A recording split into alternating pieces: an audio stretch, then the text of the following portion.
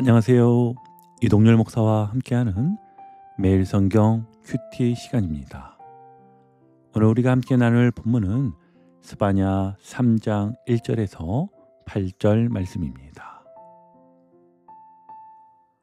여러분, 우리가 지금 함께 보고 있는 스바냐 성경은요, 남유다의 마지막 때 요시야 왕 시대에 주어진 하나님 말씀입니다. 앞선 2장에서는 스바냐는 블레셋, 모압과 암몬, 구스, 그리고 아수르 같은 이방 나라들에 대한 심판을 선포했지요. 그런데 3장에 와서는 그 시선이 돌이켜집니다. 어디로 향했을까요? 네, 바로 하나님의 도성 예루살렘입니다. 이는 당시 사람들에게 있어서는 너무나 큰 충격이었습니다. 이방 나라들은 심판을 받을 만하지 하고 고개를 끄덕였던 이스라엘 백성들. 그런데 이제 선지자가 외칩니다. 패역하고 더럽고 포악한 그 성읍이 화 있을진저. 아멘. 여기서 그 성읍이라 표현하며 이름조차 부르지 않고 말하는데요. 왜일까요? 너무나 수치스러워서 예루살렘이라는 이름을 입에 담기조차 부끄럽다는 것이지요. 이 말씀은 우리에게 중요한 질문을 던집니다. 성전이 있고 제사가 드려지고 하나님을 안다고 말하는 그 백성이라도 불의와 죄악 가운데 있으면 하나님 앞에 심판을 피할 수 없다는 것입니다. 오늘 우리의 신앙도 마찬가지겠지요. 교회 다니고 예배 드린다고 해서 자동으로 안전한 게 아닙니다. 하나님은요, 우리의 겉모습이 아니라 중심을 보시는 분이기 때문입니다. 우리 이제 이를 자세히 보기 위해 다른 때와 동일하게 본문을 세 단락으로 나누어서 하나하나 살펴보겠습니다. 첫 번째 단락은요, 1절에서 4절로 한번 나누어 봤는데요. 스바냐는 예루살렘을 세 가지 단어로 고발을 합니다. 첫 번째는 패역과, 두 번째는 더러움, 그리고 세 번째는 포악이었습니다. 먼저 패역은요, 하나님의 말씀을 듣지 않고 거부하는 태도입니다. 하나님이 명령하시고 교훈하시는데 귀를 막아버린 것이지요. 그리고 더러움이란 단순히 위생적인 문제가 아니라 영적인 부패를 말합니다. 하나님을 사랑해야 할 마음을 버리고 우상 숭배와 거짓으로 가득 찬 상태를 말하는 것이지요. 그리고 마지막 포악은요, 원래 평화의 도시라 불린 예루살렘이 폭력과 탐욕으로 가득 찼다는 말입니다. 약한 자를 보호해야 할 지도자들이 오히려 사자와 하이에나처럼 백성들을 삼켜버렸다는 것입니다. 특별히 3절과 4절에서는 지도자들의 타락이 얼마나 심각했는지 자세히 드러나는데요. 이도 한번 하나하나 보시면 먼저 방백들은 부르짖는 사자와 같았습니다. 힘없는 백성을 보호하기는커녕 삼키는 존재가 된 것입니다. 그리고 재판장들은 저녁에 이리 같았다고 하지요. 남김없이 뜯어먹는 하이에나처럼 정의를 짓밟고 이익을 챙겼습니다. 또 선지자들은요, 경솔하고 간사하다라고 말합니다. 하나님의 말씀을 대언해야 할 자들이 사람 눈치 보며 거짓을 전했다는 겁니다. 그리고 제사장들은 성소를 더럽히고 율법을 범했습니다. 성전을 지켜야 할 사람들이 오히려 앞장서서 하나님의 집을 욕되게 한 것이지요. 여러분, 이 모습을 한번 상상해 보시길 바랍니다. 예루살렘은 하나님의 성전이 있는 도시로 하나님이 임재하시는 거룩한 장소였습니다. 그런데 그 도성이 이름조차 부르기 민망할 정도로 부패해졌습니다. 지도자부터 백성까지, 종교부터 정치까지 모든 영역이 죄악으로 가득 찼습니다. 그러기에 우리는 이 모습을 보며 여기서 중요한 신학적 메시지를 붙들 수 있어야 합니다. 하나님을 아는 백성이라도 말씀을 떠나면 세상과 다를 바 없는 심판의 대상이 된다는 것이지요.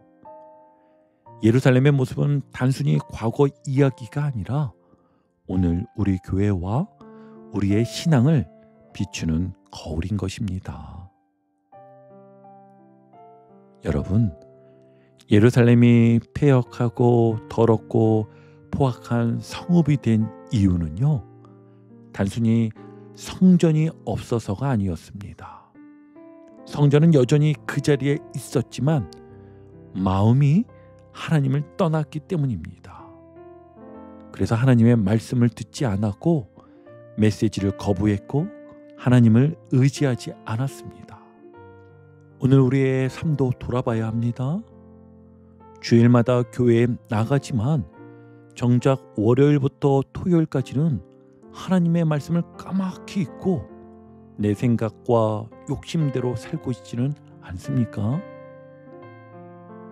가정에서 부모로서, 직장에서 상사로서, 교회에서 직분자로서 맡겨진 자리에서 부르짖는 사자처럼 권위를 내세우고 힘없는 사람을 짓누르지를 않았습니까? 혹은 하나님 말씀을 내가 반드시 전해야 하는 자리에 있음에도 사람 눈치만 보고 진리보다는 세상의 말만 하며 살고 있지는 않았습니까? 하나님께서 원하시는 것은요, 화려한 형식이 아니라 말씀 앞에서 겸손히 순종하는 삶입니다. 오늘 하루 작은 것부터 실천해 보시길 바랍니다. 몇 가지를 구체적으로 한번 나누어 본다면, 누군가를 판단하기 전에 먼저 내 귀가 하나님의 말씀을 열고 있는지 점검하십시오. 또 직장에서, 가정에서, 교회에서 맡겨진 자리에서 약한 자를 삼키는 사자가 아니라 보호하는 목자가 되기를 결단하십시오. 그리고 말씀을 듣고 흘려버리는 사람이 아니라 말씀을 붙들고 오늘 하루 구체적으로 살아내는 사람이 되고자 힘써야 합니다. 형식적 신앙에 머물지 말고 본질적인 순종으로 나아가는 모두가 되시길 바랍니다. 계속 이어서 두 번째 단락을 보시면 앞에서는 예루살렘의 타락한 모습을 살펴보았는데요. 이제부터는 참 놀라운 대조가 이어집니다. 함께 5절 말씀을 먼저 보시면, 그 가운데 계시는 여호와는 의로우사 불의를 행하지 아니하시고 아침마다 빠짐없이 자기의 공의를 비추시거늘 불의한 자는 수치를 알지 못하는도다. 아멘. 여기서 우리가 주목해야 할 것은 예루살렘이 그렇게 부패했는데도 하나님은 여전히 그들 가운데 계신다는 사실입니다. 하나님은 불의를 행하지 않으시고 매일 아침마다 공의를 비추신다고 말씀하십니다. 이스라엘 백성은 성전에서 매일 아침과 저녁으로 상번제를 드렸는데 그 번제를 통해 하나님은 날마다 자기의 공의를 보여주셨던 것이지요. 하지만 문제는 무엇이었습니까? 백성들이 그 공의를 보고도 깨닫지 못했다는 거예요. 불의한 자는 자기 수치를 알지 못했습니다. 오히려 다른 나라가 심판받는 것을 보고도 괜찮아, 우리는 예루살렘 성전이 있으니까 하며 안일하게 생각했습니다. 하나님은 말씀을 통해 또 사건을 통해 매일같이 경고와 기회를 주십니다. 그런데 그 기회를 붙잡지 않고 계속 죄 가운데 머물렀던 예루살렘은 결국 돌이킬 수 없는 길로 가고 말았습니다. 여러분, 하나님께서는요, 아침마다 빠짐없이 공의를 비추신다고 하셨습니다. 문제는 우리가 그 빛을 보면서도 모른 척하거나 지나쳐 버린다는 데 있습니다. 그렇다면 우리는 어떻게 해야 할까요? 제가 몇 가지를 나누어 보면은요, 일상의 작은 사건 속에서 하나님의 신호를 찾고자 애써야 합니다. 예를 들어 뜻하지 않게 막히는 일이 있을 때 단순히 그냥 불운으로만 여기지 말고 하나님께서 나를 멈추시게 하시는 이유가 뭘까? 기도하며 질문할 줄 알아야 합니다. 또 반복되는 말씀 앞에서는요, 즉시 반응하십시오. 설교나 큐티 본문에서 같은 주제가 반복된다면 그것은 하나님께서 특별히 지금 내 삶에 적용하라는 신호일 수 있습니다. 그러니 그냥 듣고 지나가지 말고 그 즉시 작은 순종을 실천해 보시길 바랍니다. 그리고 매일의 정번 시간을 꼭 가지십시오. 하루를 마칠 때요, 오늘 나는 하나님의 공의의 빛에 어떻게 반응했는가 돌아보는 기도 시간을 짧게 5분이라도 꼭 가지면 좋을 것 같습니다. 여러분, 하나님은요, 오늘도 우리 곁에서 끊임없이 공의를 비추십니다. 중요한 것은 그 빛에 눈뜨고 즉시 반응하는 것입니다. 작은 순종의 발걸음이 쌓여서 우리의 삶을 하나님 나라의 길로 이끌게 될 줄 믿습니다. 자, 이제 마지막 단락인 세 번째 단락인데요, 드디어 스바냐 선지자가 하나님의 입술을 빌려 마지막으로 선포합니다. 8절 말씀입니다. 나 여호와가 말하노라. 그러므로 내가 일어나 벌할 날까지 너희는 나를 기다리라. 내가 뜻을 정하고 나의 분노와 모든 진노를 쏟으려고 여러 나라를 소집하며 왕국들을 모으리라. 온 땅이 나의 질투의 불에 소멸되리라. 아멘. 얼마나 무겁고 두려운 말씀인가요? 하나님은 지금 단순히 유다만을 말씀하시는 게 아닙니다. 여러 나라 왕국들을 모으리라 하셨습니다. 즉, 한 나라가 아니라 온 세상 전체를 향한 심판의 선언입니다. 그리고 그 심판은 하나님의 질투의 불로 임한다고 합니다. 여기서 질투라는 단어가 조금 낯설게 들릴 수도 있습니다. 마치 인간적인 질투처럼 들리겠지만 성경에서 말하는 하나님의 질투는요, 우리 마음을 향한 독점적 사랑을 뜻합니다. 하나님은 당신의 백성이 우상에게, 세상 욕심에, 불의에 마음을 빼앗기는 것을 결코 용납하지 않으십니다. 그래서 그 질투는 사랑에서 나온 것이며 동시에 불같은 심판으로 나타나는 것이지요. 또 한 가지 중요한 표현이 있습니다. 너희는 나를 기다리라. 하나님이 직접 말씀하십니다. 또 내가 일어나 벌할 날까지 기다려라. 이 말씀에는 두 가지의 의미가 담겨 있는데요. 먼저는 심판은 피할 수 없으니 인간의 힘으로 해결하려 하지 말고 하나님의 때를 기다리라는 의미이고, 그리고 두 번째로는 동시에 하나님께 돌아와 그분을 경외하며 교훈을 받으면 살 길이 열릴 수 있다는 초청입니다. 즉, 하나님은요, 끝까지 기다리십니다. 그러나 그 기다림은 영원하지는 않습니다. 언젠가는 하나님의 공의가 불처럼 임하는 날이 반드시 옵니다.